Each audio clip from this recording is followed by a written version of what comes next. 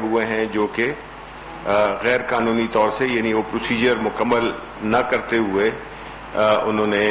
Job کر رہے ہیں۔ باقی جو منسٹریز رہ گئی تھیں تو پرائم منسٹر صاحب نے کافی اس پہ برہمی کا اظہار کیا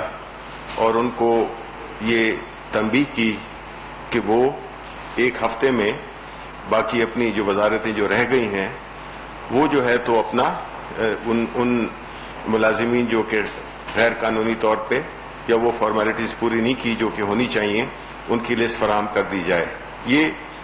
اگست 2016 سے آگے کے ملازمین ہیں۔ اس کے بعد پرائم منسٹر صاحب نے جو میڈیا کے جو واجبات ہیں اس کے بارے میں پوچھا اور اس پہ اپڈیٹ لی، اور ان کا بنیادی مقصد یہی تھا کہ عید سے پہلے جو میڈیا ہاؤسز کے بقایا جات ہیں ان کو ادا کیا جائے، اور خاص طور پہ جو میڈیا ہاؤسز میں جو ملازمین ہیں، جو ورکرز ہیں،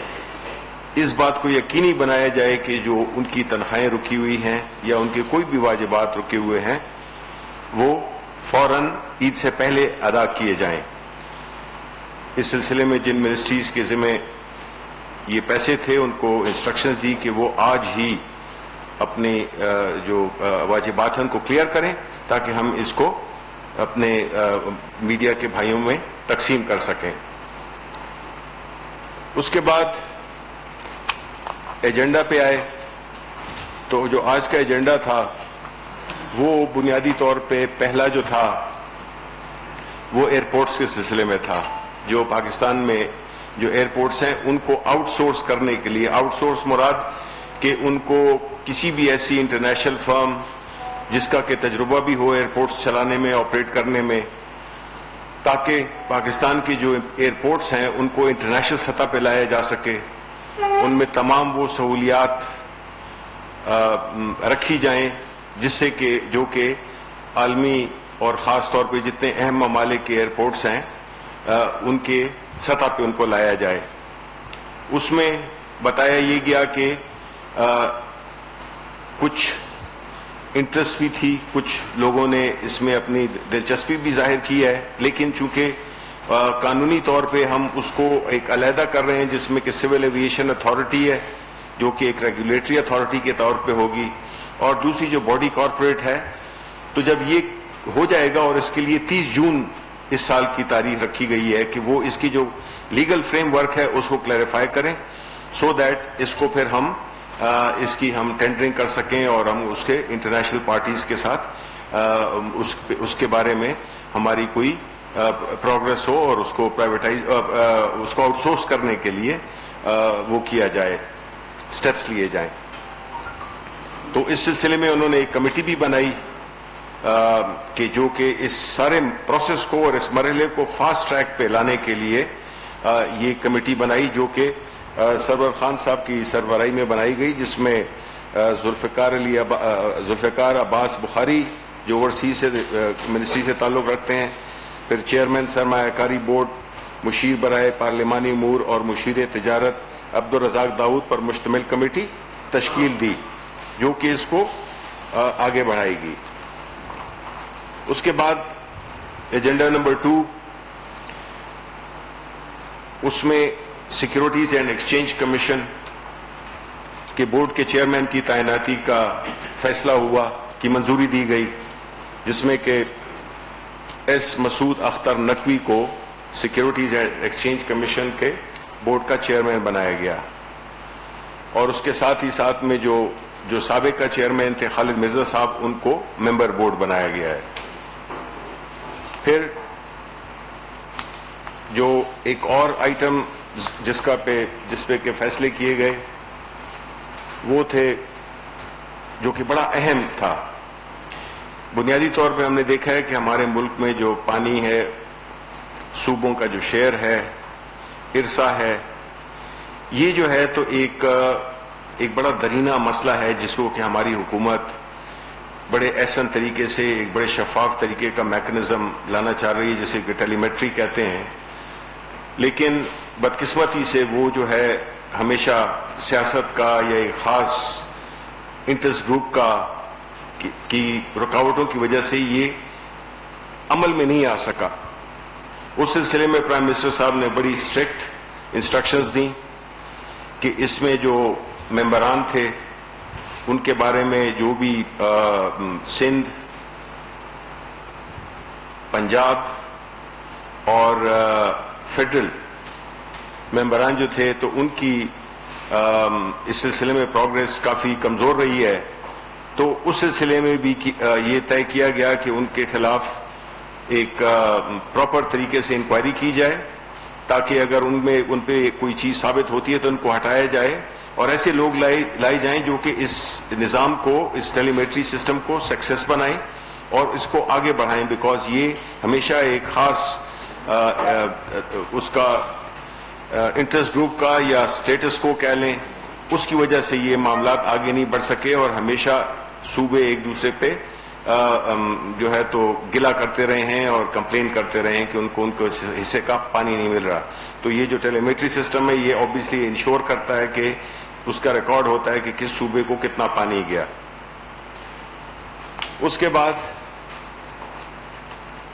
کابینہ نے اسلام آباد ہیلتھ کیئر ریگولیشن ایکٹ کے تحت بورڈ آف اتھارٹی کے ممبران اور بجٹ کمیٹی کے ممبران کی تعیناتی کی منظوری بھی دی. اس کے بعد کابینہ نے اقتصادی رابطہ کمیٹی کے 13 مئی 2020 کے اجلاس کے فیصلوں کی بھی توثیق کی. ان فیصلوں میں موبائل ڈیوائس مینوفیکچرنگ پالیسی کی اصولی منظوری، کووڈ کے تناظر میں وزیر اعظم سے زرعی شعبے کے لیے 50 ارب کی سبسڈی، لائن آف کنٹرول پر بسنے والے مکینوں کے لیے خصوصی ریلیف پیکج وغیرہ شامل ہیں. اس کے ساتھ ساتھ آزاد جموں کشمیر کو گندم کی فراہمی کے حوالے سے وفاق کی جانب سے آدھی قیمت ادا کرنے کے فیصلے کی منظوری جیسے اہم اقدامات شامل تھے. اس میں میں یہ بتاتا چلوں کہ ایگریکلچر یا زراعت ہمارے ملک کا وہ شعبہ ہے جس سے کہ ہماری اکانومی کا بہت زیادہ انحصار ہے. اور اس سلسلے میں اگر کووڈ میں جہاں پہ کہ اتنی ہماری معیشت کو نقصان پہنچا ہے اور اگر اس شعبے کو کوئی، اس اکانومی کو، معیشت کو کوئی اٹھا سکتا ہے، فوراً اٹھا سکتا ہے، تو وہ زراعت کا شعبہ ہے. تو اس لیے پرائم منسٹر عمران خان اس پہ خاص توجہ دے رہے ہیں اور انہوں نے یہ جو پیکج دیا ہے جس کی میں آپ کو ایک سرسری تفصیلات اور اس کی ڈیٹیلز میں آپ کو دے دوں گا، وہ یہ ہے کہ جس میں جو سبسڈی دی گئی ہے وہ فرٹیلائزر کی مد میں 37 ارب روپے، جو سود ہے اس میں کمی لا کے جنہوں نے لون لیا ہوا ہے اس کے لیے 8.8 یعنی کہ تقریباً 9 ارب کی سبسڈی دی ہے. پھر جو کاٹن سیڈ ہے اس کے لیے بھی 2.30 ارب روپے رکھے گئے. پھر جو پیسٹیسائیڈ ہے، کاٹن پیسٹیسائیڈ ہے، اس کے لیے بھی 6 ارب روپے رکھے گئے. اور جو لوکلی مینوفیکچرڈ ٹریکٹرز ہیں ان کے لیے بھی سبسڈائز کرنے کے لیے 2.5 یعنی 2.5 ارب روپے کی سبسڈی رکھی ہے. تو یہ تو تھا کابینہ میں جو فیصلے ہوئے اس کے بارے میں. اب میں تھوڑا سا آپ کا وقت لوں گا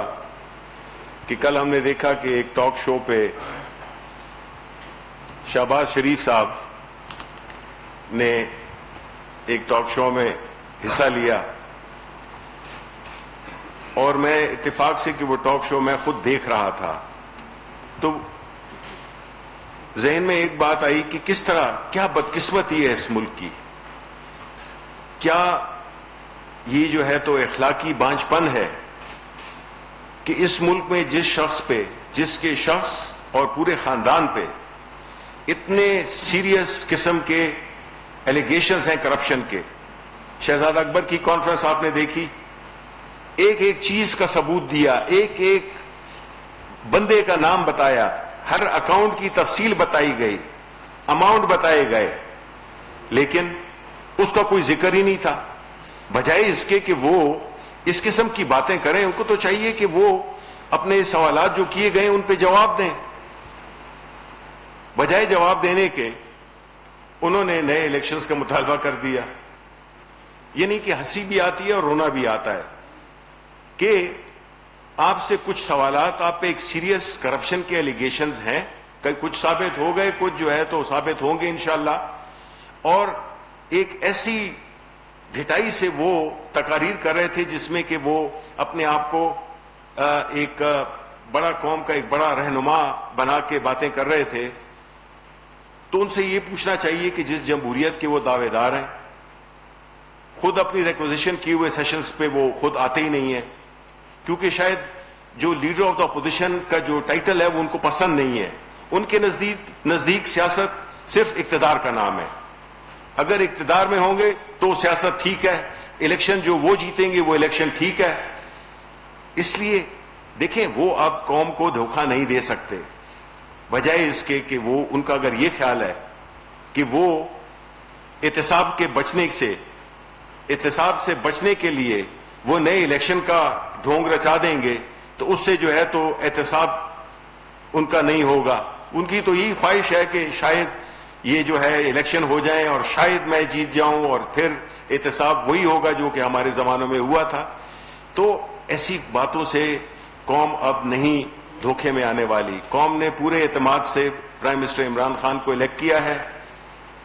2 سال ہمارے ہونے کو ہیں. انشاءاللہ ہم اپنی آئینی مدت پوری کریں گے, اور اس وقت جو ہے تو ہم ملک کو آگے لے جانے کی کوشش کر رہے ہیں. یہ ملک کو پھر دوبارہ واپس لے جانے کی کوشش کر رہے ہیں. یہ ایکسیپٹیبل نہیں ہے. عوام نے یہ رد کر دیا 2018 میں. اب سب کی اصلیت سامنے آ گئی ہے. تو اس لیے اس میں بجائے اس کے کہ ان حالات میں جہاں کہ ہم پوری حکومت اور پوری قوم کووڈ کے اس وبا سے لڑ رہی ہے, ایسی صورتحال میں اس قسم کی باتیں کرنا زیب دیتا ہے کسی سیاسی لیڈر کو. یہ ان کو سوچنا چاہیے. لیکن بنیادی وجہ یہی ہے کہ وہ احتساب سے بھاگ رہے ہیں, اور اس سے بھاگنے کے لیے وہ ہر قسم کا شوشہ وہ اڑا سکتے ہیں, اور اسی سوچ میں کہ شاید ان کی اس میں کوئی بچت ہو جائے. تو میرا خیال ہے کہ یہ چیز نامناسب ہے, اور ظاہر ہے کہ اس پہ آپ کے بھی جو سوالات ہیں مور دین ویلکم. جی جی پہلے تو میرا یہ سوال ہے کہ کل prime minister world economic forum سے خطاب کریں گے, اس کا تھوڑا سا ایجنڈا بتا دیجیے. اور یہ بڑی خوش قسمتی کی بات ہے کہ پہلی دفعہ پاکستانی پرائم منسٹر جو اس کی صدارت کریں گے. دوسرا, جیسے آپ نے شہباز شریف کا ذکر کیا, تو شہباز شریف کا کوئی کیبنٹ میں آپ ان کا نام ECL میں ڈالنے کے بارے میں سوچ رہے ہیں؟ 2 سوالات. دیکھیں پہلے آپ کا جو پہلا سوال تھا جس میں کہ پرائم منسٹر صاحب خطاب کریں گے, ظاہر ہے کہ اس وقت پورے انٹرنیشنل لیول پہ جو کورونا وائرس نے جو اکانومیز کو بری طرح سے متاثر کیا ہے, تو ظاہر ہے کہ اب دنیا وہ نہیں رہی جو کہ پہلے تھی. کسی بھی ملک کے حالات وہ نہیں ہیں جو کہ پہلے تھے. پرائم منسٹر صاحب پہلے بھی اس بات کا اعلان کر چکے ہیں. جب G20 کی میٹنگ ہو رہی تھی تو ان میں انہوں نے آواز اٹھائی تھی کہ جتنے بھی ترقی پذیر ممالک ہیں, غریب ممالک ہیں, ان کے قرضوں کی چھوٹ دی جائے اور ان کو ایک فیسلٹی دی جائے, جو کہ لکیلی قبول بھی ہو گئی, اور وہ اس بات پہ کچھ لونز بھی ڈیفر ہو گئے. اب اس صورتحال میں ظاہر ہے کہ وہ تو جب خطاب کریں گے اس کا متن آپ کو پتہ ہی چل جائے گا, لیکن بنیادی جو ان کے اس کا جو متن کا جو ایک جسٹ ہے وہ یہی ہوگی کہ اس صورتحال میں جب کہ ہمارے جیسے ممالک یا اور ہمارے جیسے غریب ممالک جو کہ اس وبا سے میں انہوں نے بہت ہی زیادہ ان کی اکانومیز کو نقصان ہوا, تو کس طرح انٹرنیشنل کمیونٹی ان کو ان کی بجائے اس کی کہ ان کی مدد کرنے کی, ان کی جو ایکسپورٹس ہیں, ان کی جو اکانومی کو اٹھانے کے لیے جو بھی اقدامات ہیں وہ اس میں ان کا ساتھ دیں ہمارے ان ملکوں کا, اور اس سچویشن کو ہم ایک ایسے ایک عالمی کمیونٹی کے طور پہ اس کو ایڈریس کریں, یہ جتنے بھی مسائل درپیش ہیں. دوسرا سوال جو ECL میں, دیکھیں جی یہ بالکل یہ آج کی کابینہ میں تو ڈسکس نہیں ہوا, لیکن اس پہ بالکل یہ بات زیر غور ہے اور یہ ہونا بھی چاہیے، کیونکہ ہم نے یہ دیکھا ہے کہ جو اس قسم کی جو کہ نقد زنی کر کے اس ملک کو ان مشکل حالات میں سے دوچار